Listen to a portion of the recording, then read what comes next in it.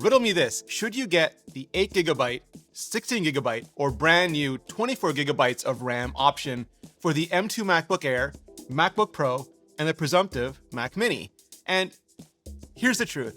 As someone who's been reviewing and testing MacBooks for 13 years, there are a ton of benchmarks out there, including memory tests, and they're fine, sometimes. But they tend to measure very specific synthetic things to various degrees of accuracy and relevancy, and they require specific understanding and interpretations far beyond just downloading apps and hitting the run button. And they need to be presented with a ton of context if they're going to be helpful to anyone, most of all you, which they almost never are.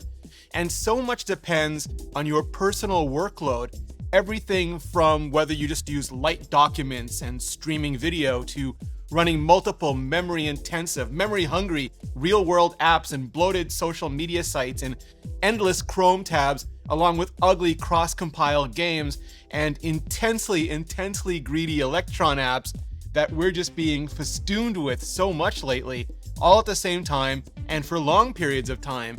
But also between what you might be okay cramming yourself into now, today, and what you really might need to prepare for future-proofing tomorrow. So my recommendation, based on all of my experience, is if you can afford it, make the 16GB model your baseline.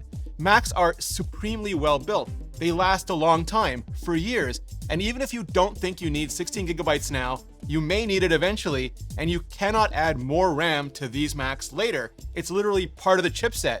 What you buy is what you're going to be stuck with for 3 years, 5 years, maybe even more. And if you're already thinking of 24GB, I'd urge you to look at the Pro chipset instead, because not only can you get even more than 24GB there, you can just do a hell of a lot more with it. I'd only recommend the 24GB model if you have money to burn for an ultralight travel machine and you really need, for your intensive graphics or video or whatever tasks, the 24GB of physical memory to work with on that ultra low power, ultra portable machine. Now, I totally get that 16GB adds an extra US $200 upfront to the price tag, or US $17 more on monthly installments, and that can be more money than you have on hand.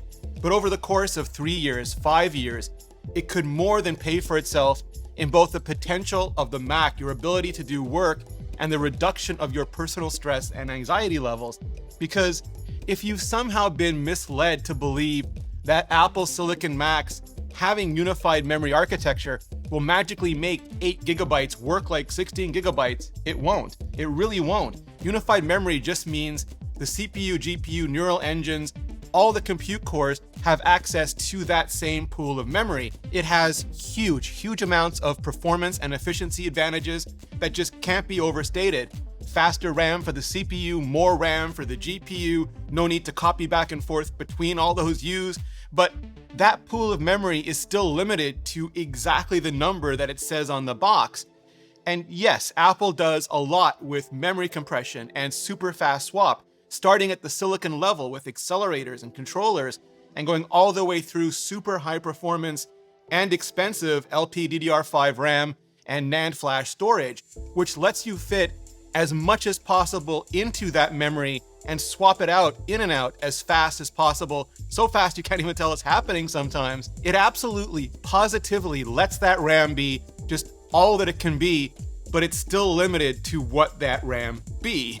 So if you're someone who's just super into technology and really wants to see all the tests and measure all the memory pressure, I would very humbly submit to you that if you know what memory pressure is, you pretty much just self-selected into the 16GB of RAM group by default, maybe even 24GB if you're a very specific slice of nerd. And I'll add to that, as an extra bonus rec, unless you plan on streaming pretty much everything all the time, everywhere, get more than the baseline 256GB of storage as well, especially if you know your workload will be affected by the single serial NAND chip in the door crasher model. The basic rule of thumb that I like to go by is to get double what you currently have or think that you'll need, because storage creep isn't just real, it's coming for all of us. So, and I know I'm just sticker pricing it all the way up here, but if you can possibly afford it, get 512 gigabytes as your starting point as well, which is honestly what I wish Apple would make the default starting point of all these new Macs. And I know it's another $200 upfront, another $17 per month, but as a bonus, that size and above has 2 NAND chips, which means they'll work in parallel and just give you all of that top-end read-write speed right back. And yes, of course, unlike RAM, you can add external storage later, but unless you have it already, you'll still have to buy it, pay for it, and if you pay for anything remotely fast enough to see the transfer speed difference, you should use that money for internal upfront instead, if you possibly can, because nothing, no external will beat that internal storage, especially for a MacBook where it can be just super annoying, beyond inconvenient to just have all those drives dingle-dangling all the time. It totally kills the whole ultra-portable vibe of a MacBook. So absolutely do not spend $1 or dime more than you have, but make sure you get something that you'll be truly comfortable, that'll be truly useful to you, not just for today, but for tomorrow, and most likely, almost certainly, for years to come. Because that's exactly how Apple's Mac and Silicon team think. Just check out my interview with the VP of Mac Product Marketing and VP of Silicon at Apple.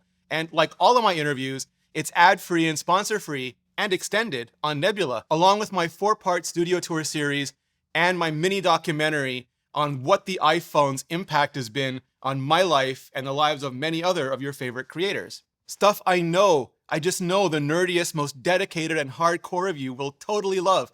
All ad-free, sponsor-free on Nebula and bundled in for free when you sign up with today's sponsor at curiositystream.com/Ritchie or click the link below. And right now, today, because you're watching this video, you can get CuriosityStream on sale for 26% off, less than $15 a year. Way, way less than the price of your average Mac dongle for the whole entire year. And that includes their thousands of amazing documentaries and series, a whole entire section on technology that goes deep into not just the science, but the ethics of everything that we're so busily racing to invent. It is, bar none, the absolute best way to support educational creators directly, and just the best damn deal in streaming today. For over 26% off CuriosityStream, less than $15 a year, and Nebula bundled in for free. Just click the button on the screen or go to curiositystream.com/Ritchie. Clicking on that button really helps out the channel, and so does hitting up this playlist for even more hyper-detailed videos on M2 and everything coming next. So just hit up that playlist, and I'll see you in the next video.